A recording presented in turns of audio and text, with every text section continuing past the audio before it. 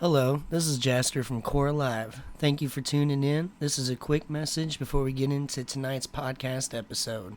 If you like the show and you'd like to find our latest episodes, check us out on Spotify. The link's in the description. It's the best place to support the channel either through subscribing or donating. Thank you for putting up with me. Now let's get into tonight's episode. Ladies and gentlemen, live from our tent by the river, it's the KoR Live podcast. Welcome everyone to our episode 0. I'm Devin, one of your lovely hosts. And I'm Jaster, and I can't learn to talk at my turn.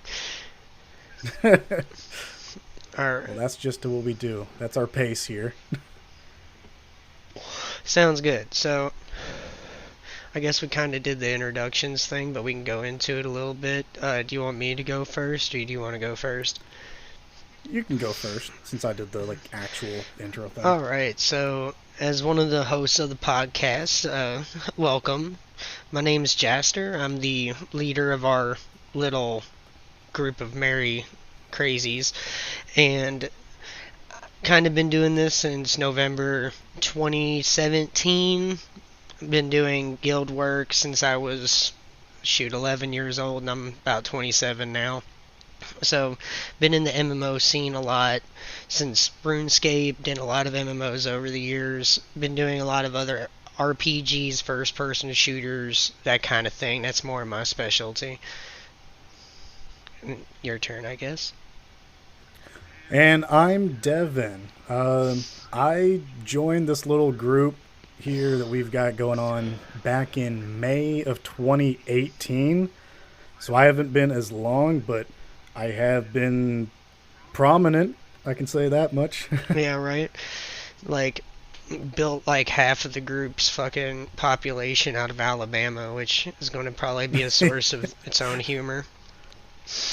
Oh, yeah? But yeah, so our little group and everything started on Final Fantasy 14 back in, like I said, late November 2017, and been a lot of ups and downs and turns from there, and over the years we kind of realized that we might as well start recording some of our antics and see where we can go and who all be willing to listen to us.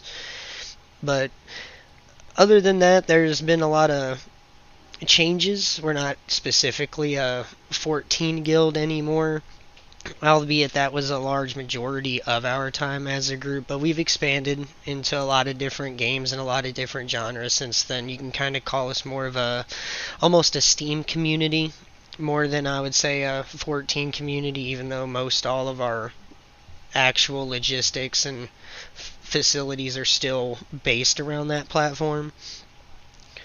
Other than that, albeit the group size has kind of gotten bigger or smaller, as most all groups do over the years, and had its fair share of drama and all that kind of stuff. But I'd say since the coof happened, or whatever you want to call it,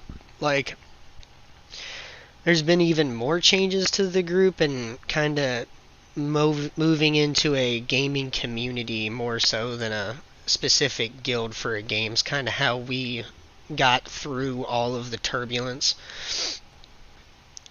No, I guess your turn. You want to add on to that? There's not really much to add on. I mean, I will say, yeah, like Jaster said, we've kind of branched from that 14 foothold, though we still have a very solid place still in that game. I know we all still love that game very much, but when you're a group centered around one game, that one game can get stale for some. Mm-hmm. It's not like it's a bad game, but it's just when you're doing it every day and night, it gets boring. So we branched out, and I think that was one of the best things we've done, because now we have games that people can join in and out of whenever they please. We have regular gaming nights in these other games. We all play together. Sometimes we just play solo and just stream it in the Discord, and it's a lot of fun. It's a lot of fun.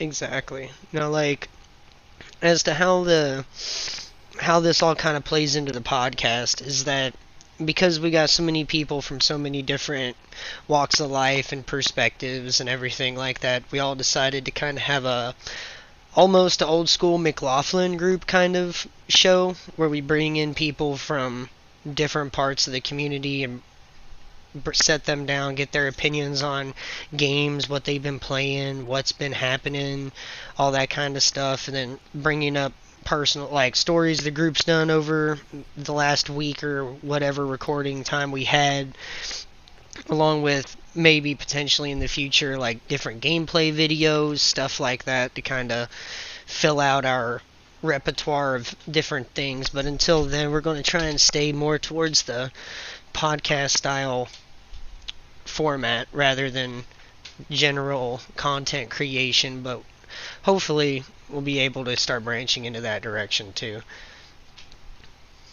Yeah, hopefully we'll start getting some stuff out there. I know we've been talking about like recording videos and doing live streams and all that kind of stuff, and I do believe in the very near future that is going to be pretty prominent. I'm very excited to get our foot on that door. Absolutely.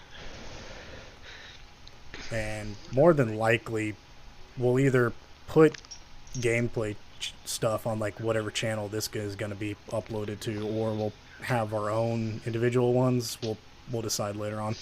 Right. But Jester, why don't we talk about how me and you met? How the two hosts kind of became really good friends here?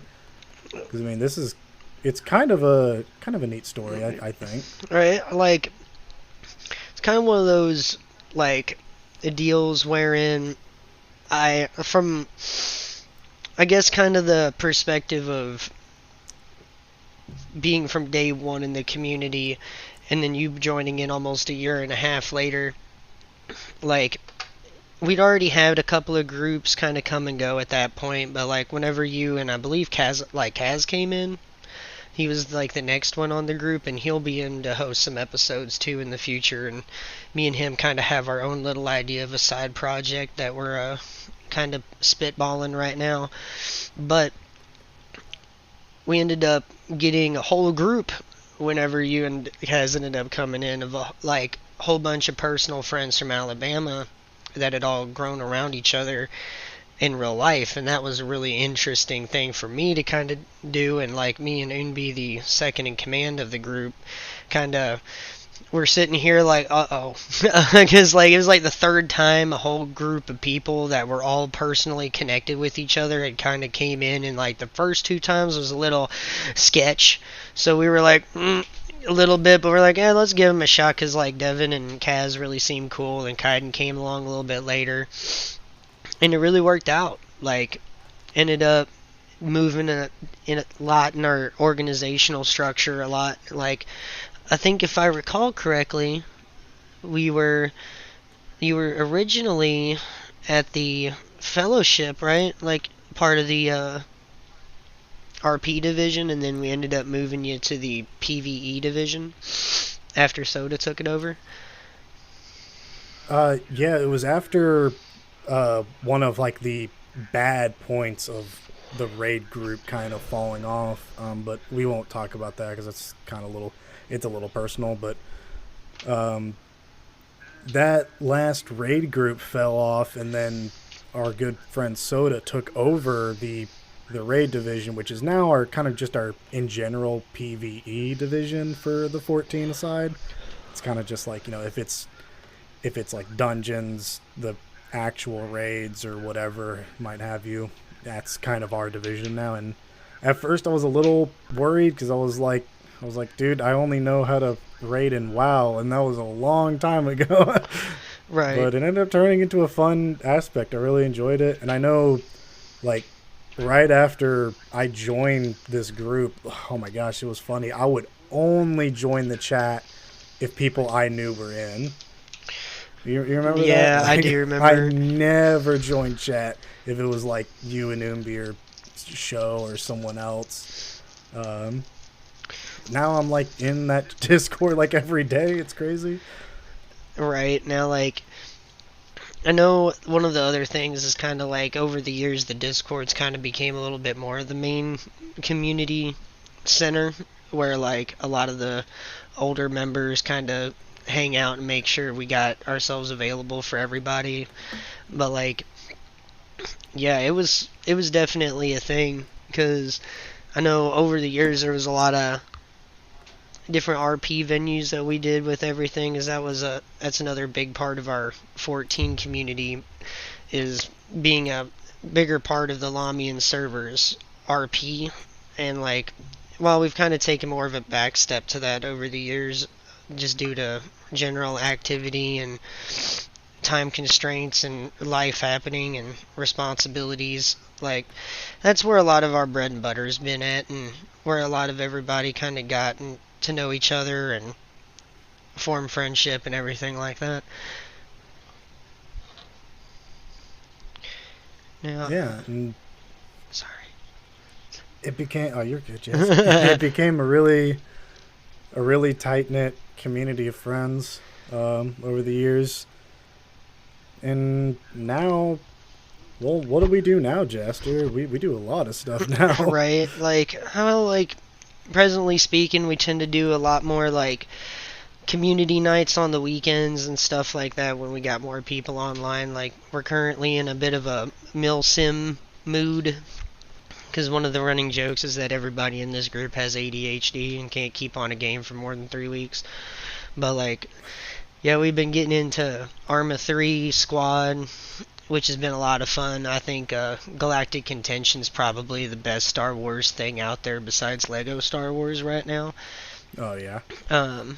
We've been getting into a lot of the more what's the word I'm looking for? Fan-made project MMOs that either revivals of old ones or ROM hack MMOs like Poke MMO and stuff like that. But we've kind of just been finding games that we enjoy and play together. Like, we were in the original shoot for episode 1, we were talking a lot about Bigfoot, and we had a lot of fun on that game too. And like, we were actually probably talking about doing a shoot for a Patreon episode of that tonight. Well, that'd be interesting. Right? Like, I know that is always fun, especially when you get like me and Kaz in there, because we're both big Bigfoot nerds. Like, both of us kind of had our own personal encounters, and getting into the whole situation and playing that game is just fun. It's just really well put together, and they put a lot of time and effort into the research and creating the ambience of the game. It's like, I know we were making the joke about like us supporting the Ukrainian war effort by buying like $240 worth of Bigfoot copies, but like, you know what? I think it's probably the most fun we've had as a group in a while, just getting the shit scared out of us. It's been a lot of fun playing that game. I mean, I think it's a good overall game to just play with friends. I mean, you can do 4 players versus a computer-controlled Bigfoot, or you can do 4 versus a player-controlled Bigfoot. And personally, I think the player-controlled Bigfoot is one of my favorite things, just because it's so funny. You can get in the voice chat and just have Bigfoot screaming at you whenever he's close by. It's just a fun time. You can just knock on trees if you want as Bigfoot. Man, makes you want to download like a soundboard and record all of the Bigfoot sounds that they've got over the years, like the Ohio Howl or like the Umatilla reservation noises or something like that, you know? Like, we had Kaz out in the bush calling us bitches the whole time. Like, man, Bigfoot's English is really good. I don't get it. We had one point in that play session, he was playing as Bigfoot, and we just lost Jaster. He died to a bear. Yeah. And me and the other remaining survivor, Soda, we went back to camp because we were like, we're going to try a resupply. And we get back to this camp, and how the camp is set up in that game is you got an RV, and then you got a campfire like in the middle. You got like some tables and benches and like little like overhang tents, like to kind of just have like supplies and stuff. Right. Well, then there's an actual tent that's got like 2 sleeping bags in it. So we get to the camp, and I'm looking around, and I look in the tent, and there's just a Bigfoot standing there with a street sign just looking at me. He throws the sign at me and like impales me, and I just can't stop laughing at that point. Like, I couldn't fight back. It was just, I was dying of laughter. It's definitely one of those games that really can hit that right note where you guys go from just being scared out of your mind to just losing it over something ridiculous happening, like Soda chasing Bigfoot through a river with a knife after he had ran its stamina to zero. Like, oh Lord, that one was bad. Like, that's a whole other, I don't know if we have the recording of that one or not. We gotta have the recording button on more often, that's another thing. Yeah, we'll just start recording play sessions whenever. Right. The other thing we were talking about as far as the show's concerned is, other than talking about what kind of games we've been playing and what crazy antics we've been doing lately, is what kind of gaming news is out there, because there's a lot of gaming kind of channels out that does a lot of different stuff, but other than a couple of, like, maybe one or two bigger channels, we kind of want to be more in that niche of either MMO news or different acquisition news, that sort of thing. Kind of getting into stuff from a perspective of a game community that kind of sits more on the front lines of engaging with the community itself and being a part of it whenever these changes are made, which is kind of like the first time we were talking about doing a podcast. Like, that was kind of what we were talking about, was the whole lack of different content creators in 14 at the time, and only really having one or two, and being able to get a voice out on that. And kind of as the idea evolved, it kind of just grew into something kind of more than just 14 news and patch notes and that kind of stuff. So we're just going to try and focus on the games that we enjoy, and then hopefully people are willing to listen and hopefully find us to be a decent source of news or hilarity or whatever you might have, you know? Yeah, so I know right now, to basically date you on this recording, very, very recently, right now in like gaming, I guess in gaming news, the big thing happening right now is the Overwatch 2 beta just released. And I know a lot of Twitch streamers have been playing it. I've been playing it. My friends have been playing it. And, I mean, for the most part, it's just Overwatch with a fresh coat of paint. So take that as you will. There's some changes to like the gameplay. They added new maps, of course. I know the big thing they're pushing with this game is like their upcoming like campaign mode. And I don't know about the rest of the community because I kind of fell off of the actual Overwatch community, but from what I view it as is this whole thing could have just been a title update, in my opinion. I don't really see the need to put out a whole new game just to remove one player from each team on the player versus player standpoint and then make some changes to the heroes. I mean, I guess, yeah, they did do some engine work, and I can see that. I can see the graphical changes. But there's not too much for me to look at other than, I don't know, Doomfist now being a tank, which is annoying. But yeah, I know, Jaster, you didn't really play any Overwatch, did you? I mean, I know you called it Schmoverwatch all the time. Yeah, like, I played enough League of Legends to know where my brain will go whenever I start getting into Overwatch, which is not good. Toxic? Yeah, like, I played Season 2 and Season 3 way back in high school, and it was bad. I main Jax back in the day. I was one of those junglers that would just come out and gank your kill for you by and get mad at me. I'd just roll back into the woods and disappear.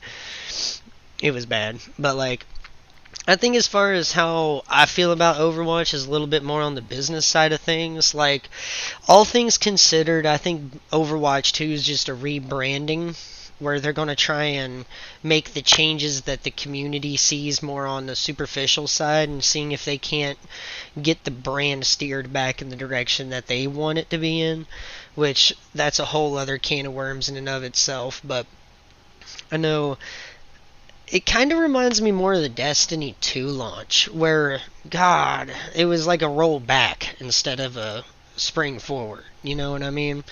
Where you were getting less content, the game basically played the same, and you had like enough changes to call it a new game, but in reality it felt more like just an expansion pass, but you lost a lot, if not all of your work that you'd spent the last 4 years working for, you know?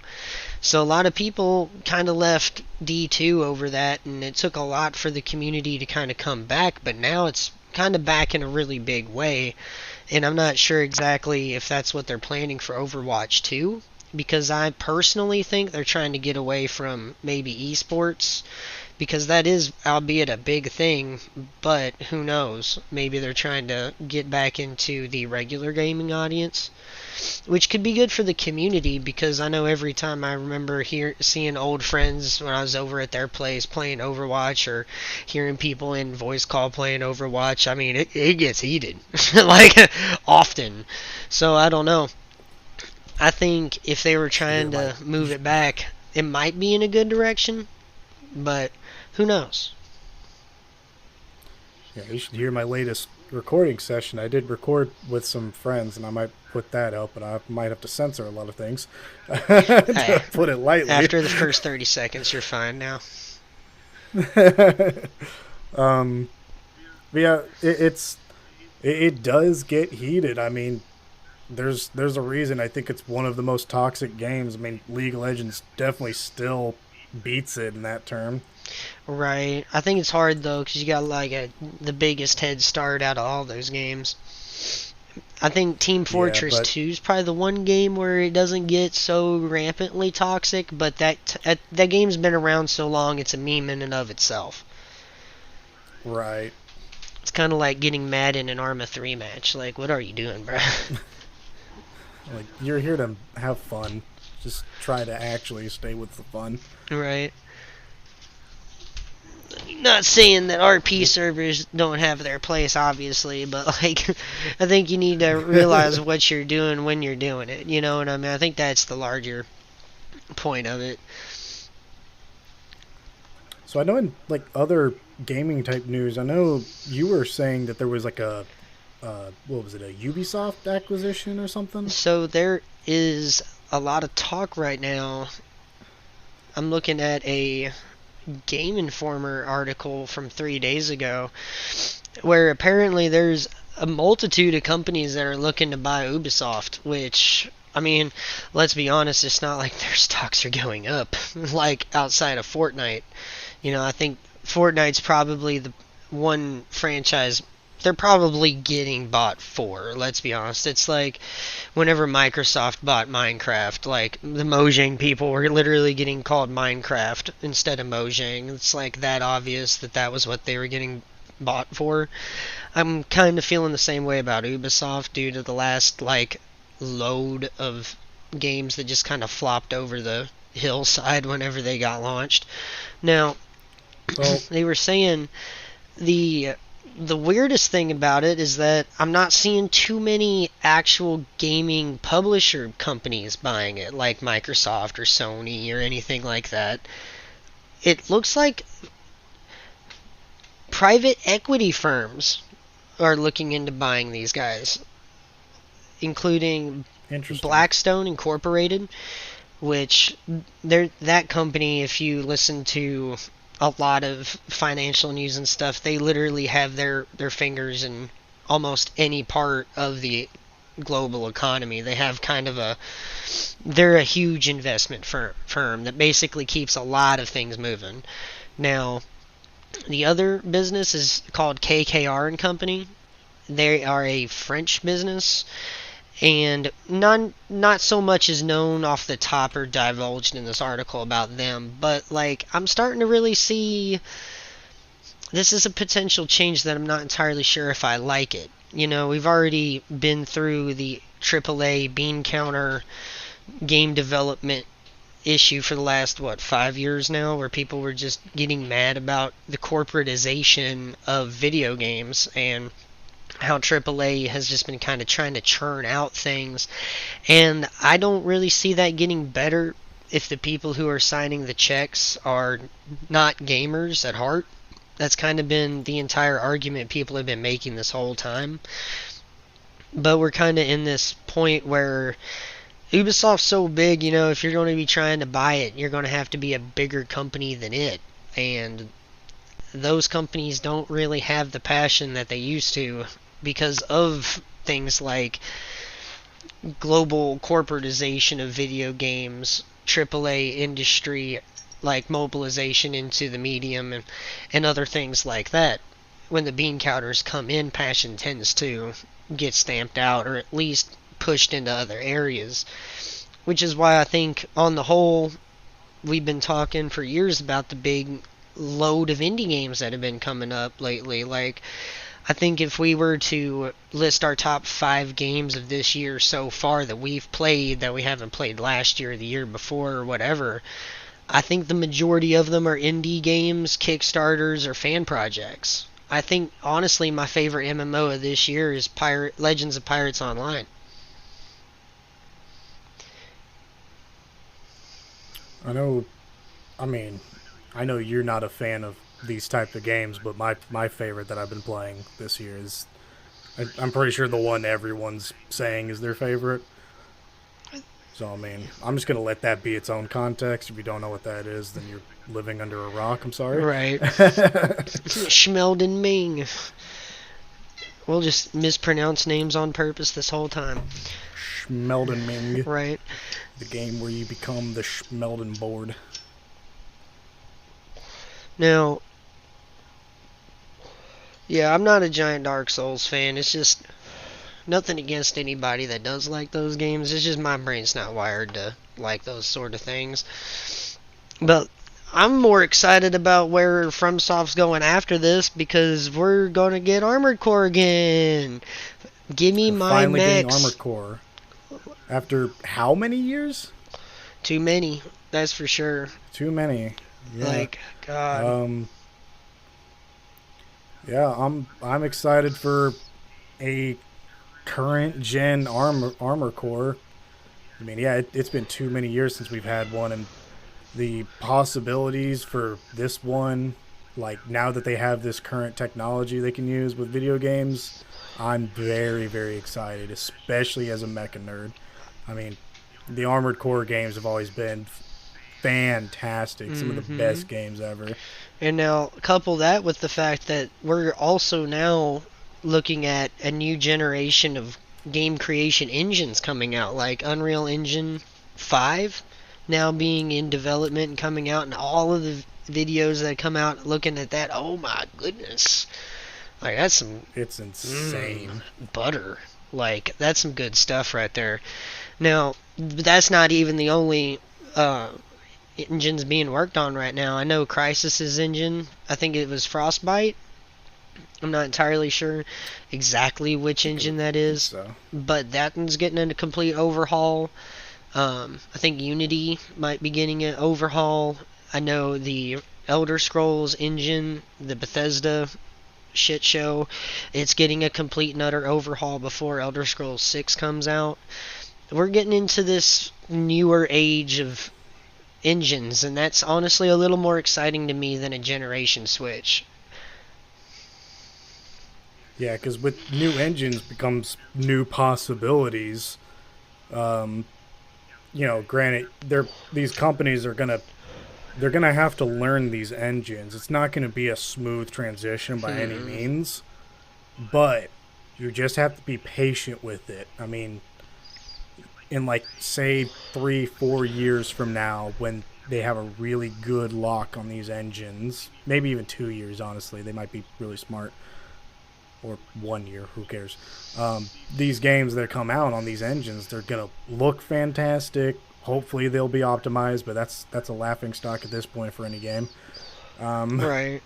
They're gonna hopefully run well on your computer, but I guess or console or whatever. They're gonna be on the PlayStation 14 or whatever's next. So they're going to release the PlayStation 6 before they restock PlayStation 5s. Right, I know. I know. I kind of feel like we're looking at the first maybe 6 months of these engines coming out. It's going to be an optimization disaster. Like every time Right. we hear about new games coming out nowadays, that it's 90% of the time either the game's bugged all out, or there's hardly any content, or oh my god, it fried my 3090. You know what I mean? Because it's not optimized at all. Like, I don't feel like, unless they're building these engines from the ground up for optimization in mind, I think we're going to have those kind of issues in nowadays whenever the price of said parts are 30 to 40 to sometimes 70 to 100% what they used to run for. That's going to be an even bigger stink for the gaming community, you know? Yeah, those prices, they're gonna hurt not just players but the developers as well, and it will be bad. But I do have confidence that we will eventually hit a point where everything will be comfortable again. Uh, Mm-hmm. it might not be next year, it might not be the year after, but eventually we will hit that point where everything feels good again. I know personally I haven't felt that way since like I think like 2011, to tell you the Oh truth. no. But we won't talk about the golden age of gaming. You youngins don't Jesus. know about I that. know we've dated ourselves more than a few times in the voice chat, like quoting 2007 and 2008 as the golden age of video games. Like, Lord Almighty. Although it doesn't really get better than, like, Oblivion, Fallout 3, like, Modern Warfare 2, Bioshock. Like, there was so many bangers back to back to back for 2 whole years that was just writing the book on next gen multiplayer, single player, what games were capable of as far as effects, the stories that they could come out with. Like, we really didn't see anything like that after since. I don't personally think. Like, we've been getting a lot more technical with games, but like, I don't know. There's been the amount of games that hit as hard to the mainstream audience, I don't think has really hit as hard until maybe the last year or two with some of these other games that have been coming out that, while they might not be a wholly original game or property, the way they present it has really been hitting hard for players lately, which I like. Like, maybe the new shift in where we go developing video games might not be on the technical side, and that's kind of where I like video games, honestly. Like, as long as it's fun, I'm okay with it. Like, I used to play games more for the story, at least being a kid growing up in Appalachia, not having internet connectivity until like 2009, 10, something like that. Like, it was a long time ago. At least DSL internet had dial-up back then, but Lord, you can only play RuneScape on that stuff. Like, back then though, like, that was kind of how games carried their own weight for a long period of time, as they had a story that you could replay and that felt good to play again and again, or go in and have grindable aspects of it that kind of really gave you an opportunity to explore the world. Like, I think that's where a lot of like today's open world crazes came from, was like a lot of those same players grew up on games like Dragon Quest VIII, or like maybe even Rogue Galaxy, or other bigger exploring games that were JRPG and focused back in the PS2 era that really introduced the West to this more exploratory based concept that we haven't really seen since like Legend of Zelda, like the original ones. You know, Nintendo had those kind of more open world concept games back then the PS2 kind of took it over, and then we hit it again back in 2007 whenever we got, like, me personally getting introduced to the Capital Wasteland. That one was wow. That was an experience. Like, I grew up on Morrowind, and Oblivion was great, don't get me wrong, but just being like, I don't know, 13 years old and walking out of Vault 101 for the first time, that was a whole other experience. And like, I'm not entirely sure I feel like, yeah, there's been plenty of kids probably when the first time they booted up Fallout 4 or Fallout 76, like, let's hope that wasn't their first one. But if it was, and Oh, they no. got out of the vault for the first time, like, getting blinded by the sunlight and slowly getting your eyes adjusted and seeing that, oh my god, life is not what it used to be anymore. Like, that, when it hit the first time, like, God, that was, I still remember it, blatant as day. And Same here, yeah. I'm glad to see where we're getting these really cool moments in video games that are making us go whoa nowadays with the new cinematics and engines and everything that's going on, especially with, like we said before, the prospect of a new Armored Core with a new engine possibly. That would be nuts. That would be enough to breed, I think, a whole new generation of mecha nerds, like little 9 or 10-year-olds watching like two Armored Cores flying around at Mach 4 trying to blow each other up with howitzers mounted on their shoulders. Like, I know that's what got me into it, let's be honest. Like, Gundam was awesome and everything, but watching Armored Core and everything growing up, that was where it was really at for me. I know back in 2007, that's when I stand on this hill, and I know a lot of other people stand on this hill with me, but my golden standard for gaming sits on 2007, the caboose end of it. We got a wonderful game I like to call Halo 3, and I still think Halo 3 is the golden standard of video games, man. It was the whole package. You had a fantastic story, like Jaster was talking about. It's still my favorite campaign out of all the Halo games to this date, uncontested. You had a fantastic multiplayer that appealed to both competitive players and casual players, to the point where if you wanted a more casual playlist, they had the social playlist, which was made with the intention of just playing with randoms and becoming friends. That's what was Bungie's original intention. It was to make friends in this multiplayer, not just shoot each other in the face. Right. No. Then you had a Forge mode, a map maker, which was, I think, the first time we've seen that on a console video game. And it was huge. And then they expanded on that with their expansion packs. Mm-hmm. But yeah, I just think that was my golden standard for video games. It had open areas to explore in those campaigns. I mean, I guarantee if you have only played it once or twice, go back through, look through it, you will find so many Easter eggs, so many secrets, so many hidden weapons that you didn't know were in there. Oh, it's so good. It's so great.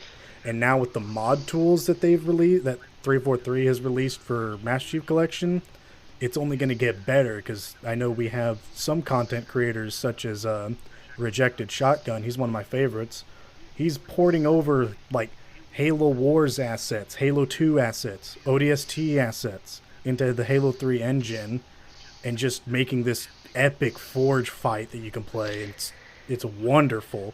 It's wonderful seeing him go through this process and seeing all these other Halo scenarios come to life through this game that it came out in 2007 that people are still going to, and funny enough, are choosing over the one that came out last year.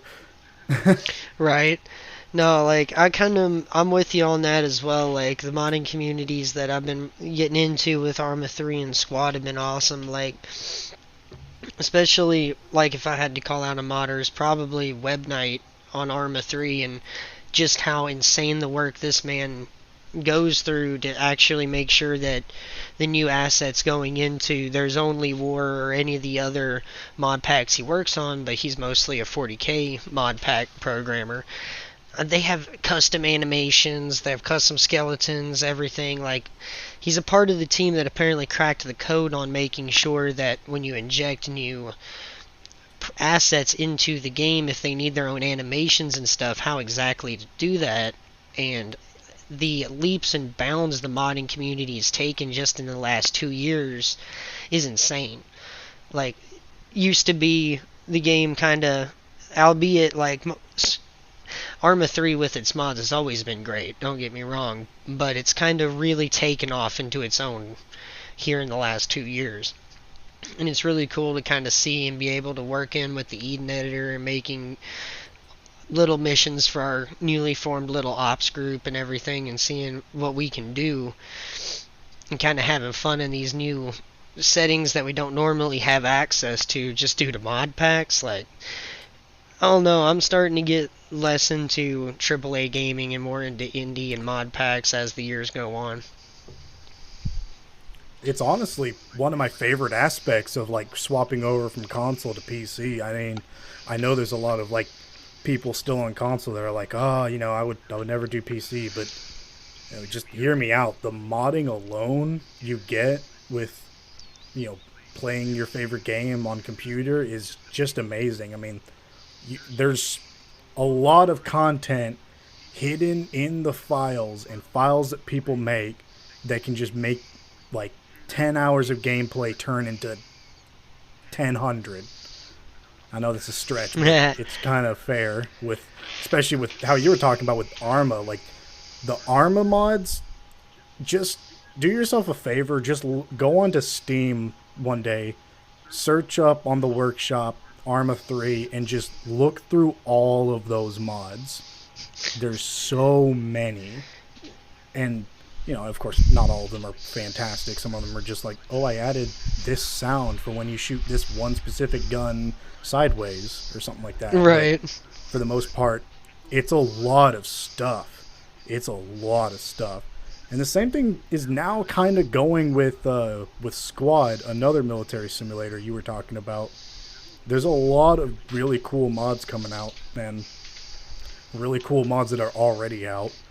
I know you already talked about the Galactic Contention. I do think that is the best way to experience the Clone Wars era Star Wars right now in a video game. It's just these huge battles between clones and droids. It's what Battlefront should have been. Definitely. It's before the EA evil came and took it. Mm-hmm. But yeah, I mean, modding is a lot of fun. I get technically with Jaster and I kind of getting into this Eden editor on Arma, that's kind of like making our own mods, but I know I do want to dip my hand into the Halo modding one day and maybe see what kind of silly stuff I can make. Mm-hmm. No, I know at least for the Arma 3 Warhammer side of it, like, I'm thinking for the different scenarios that we end up running for the group and recording and everything like that, if they end up working well and everybody likes them, I'm probably going to make them available for workshop download anyway, just because there's only one pretty expansive one that you can actually download, and it takes like a dozen different mods in order to actually get it to work. So, I mean, nothing against the Warlords mod, it is a really good mod, but I kind of feel like there needs to be more people out there at least trying to get more scenarios for people to experience, because like, man, between Operation Trebuchet and There's Only War, like, I love both, but there's just something about rocking up with a bolter in your hand and just laying down the Emperor's divine justice upon heretics. Like, I don't know. Like, I feel like you guys are going to have a blast whenever you guys get in. I mean, it's going to be tough, because I definitely tuned it for Space Marines, not Guardsmen. But if you're good enough with the Guardsmen, I guess you can make it. Well, I think that about wraps us up here. I know I did want to talk about Halo Infinite Season 2 that's coming out, but I think I'm going to wait until I actually play it before I give my full judgment on it, because I can sit here and talk about the negatives all day, but there might be a lot of positives in there once it actually releases. So we'll wait on that. That'll probably be next week. Well, as of right now, that will be released next week. Hopefully we'll have episode 1 recorded. Unfortunately, please do not expect a regular schedule from us right now. Me and Jaster, we're two very busy people with between work and this group of idiots. So episodes might be a little sporadic, but eventually we will get a set schedule, and we will keep you guys updated on that as time goes on. We're currently working on backlogging content in order to make sure once we do have enough of a pipeline set up for everything and making sure we have consistency, we can actually get ourselves ahead on work and we don't have to have this problem for a while. Yeah. Thank you guys so much for tuning in. I have been Devin. And I'm Jaster. And if you guys like the podcast, make sure to either do the follow, the like, subscribe, bell notifications, etc. Insert random algorithm, upvote here, shill, like, you know what I mean. But we're mostly going to be running on probably Spotify, Apple Podcast, and on YouTube to start off. And if there are any other platforms that people would like to see us on, just let us know. We're going to have our regular channels up, and we should have different social media platforms up here soon. Thank you guys for your time. Have a wonderful night. Goodbye. All right, we can stop recording.